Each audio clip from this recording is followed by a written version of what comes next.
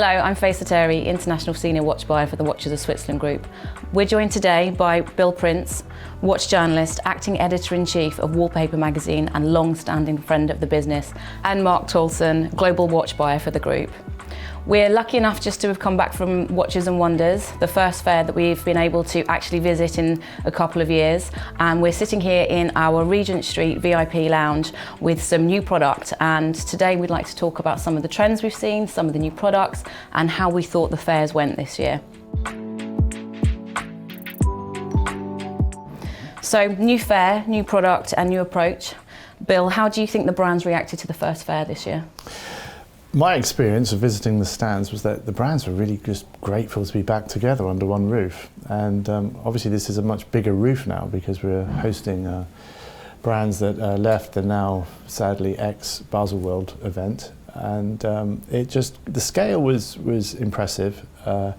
It was actually, I don't know how you felt about it, but it felt slightly strange because some elements of the fair reminded you of SHH, which was the Geneva-based fair that's run for the last 32 years.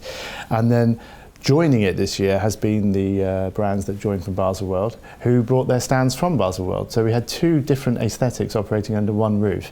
And depending on your vintage and the number of fairs you'd attended, you had this slightly out-of-body experience as you walked between the two elements of the fair, visiting the old Basel in Geneva and then wandering back into what was the old SHH.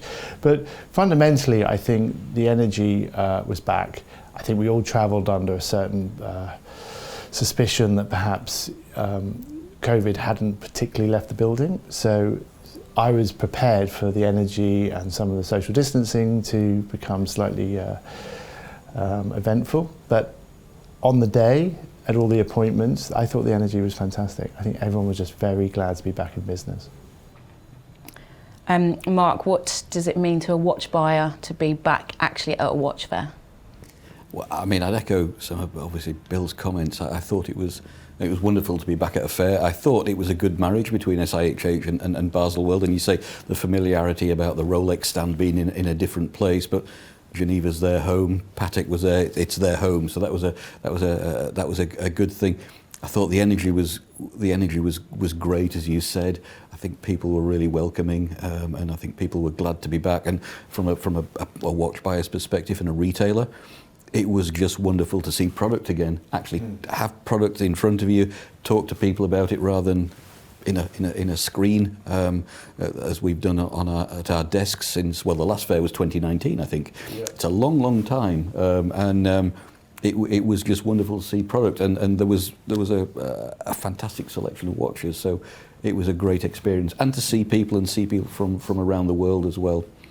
It was wonderful. And to your point, Faye, about new, I mean, it was new. We felt that this was very much a new era. We were leaving one time, which had multiple fairs in Switzerland and various events around the world. Brands have had to be incredibly creative over the last 2 years.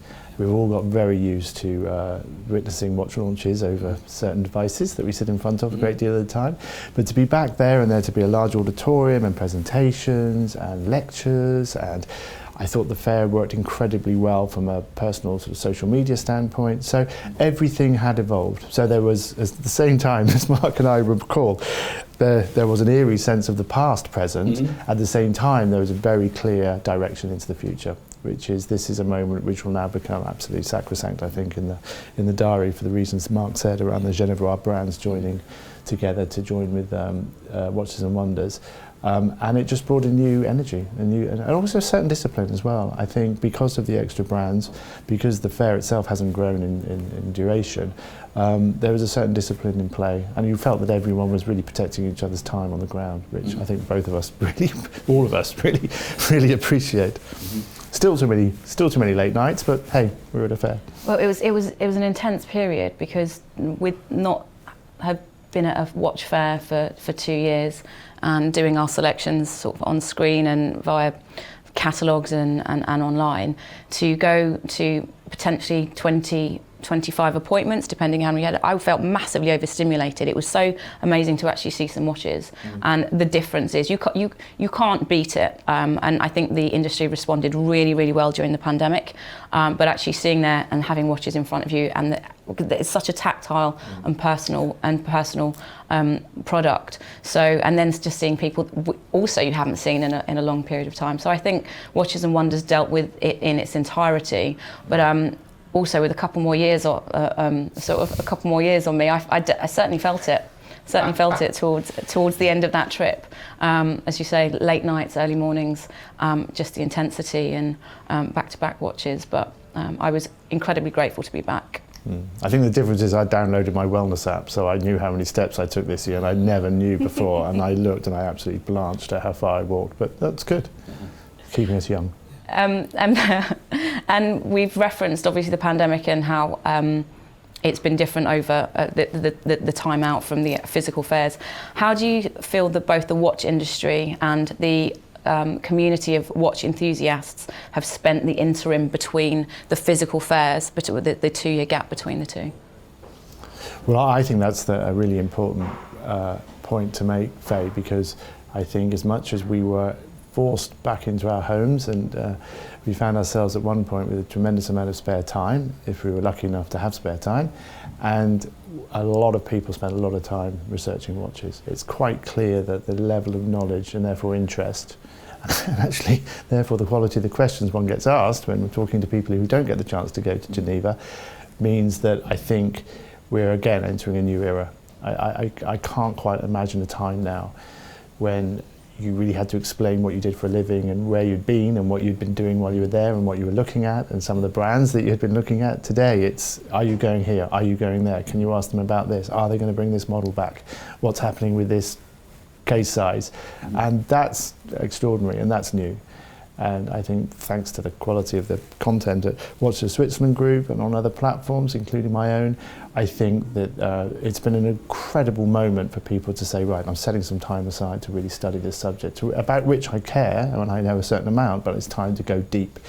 And I think that's going to be it's going to hold us, it's going to keep us honest, actually, because I think people are going to have a lot more scrutiny around what we do. At the same time, I think the auction world has really brought a lot of focus around some of the more iconic pieces, but also the rise of certified pre-owned, which I know you offer here, has really clarified in people's minds that actually an investment into a watch, now, lo and behold, it could become an appreciating asset, but at the very least, it has a very high residual value compared to some other product lines. So that again has given people confidence and the encouragement to learn, and that learning has brought them much, much closer to what we do, and that's interesting. Yeah, I mean, I would agree. I think people have more than one watch these days. People have them for different events. I mean, there are people who are collectors, obviously, who you know are after a particular brand or a particular type of watch, chronographs or divers watches or what have you.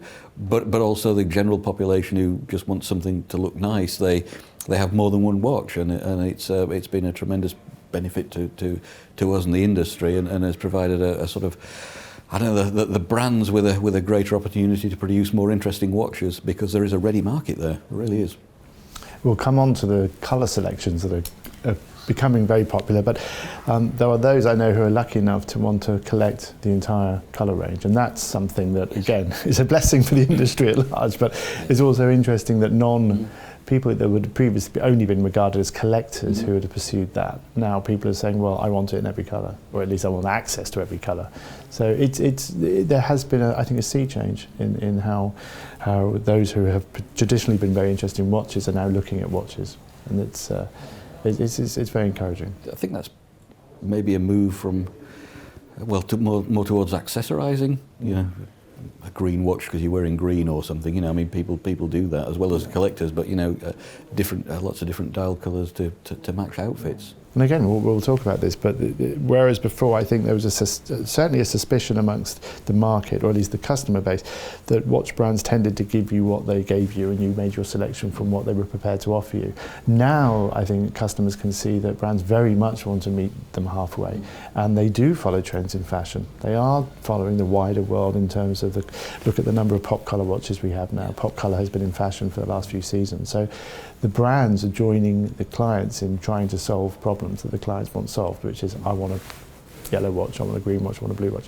So it's a much more, it's new. It feels as if there's a new sort of shift towards not just producing fine watches, but anticipating desire in watch collecting. So previously what we were seeing was the industry was led by what the maisons and the manufacturers wanted to produce, whereas now they're responding to a demand of client for expectation and requiring variety. I think so, yeah. I think the term presentation sums it up a bit. Watch brands tended to present, this is our presentation.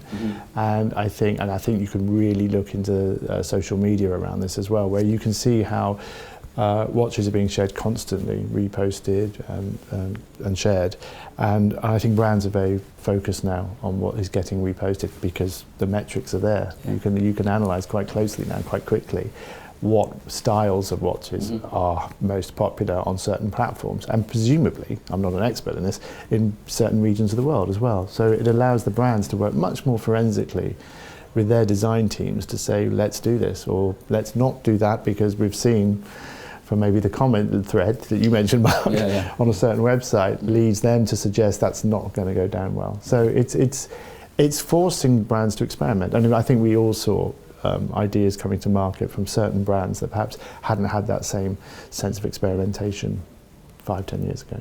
It's interesting that they're, as a loyal industry, that they're pushing those boundaries a little to experiment and try some other things based on, like you said, the metrics that they have access to before now, which they wouldn't have had before.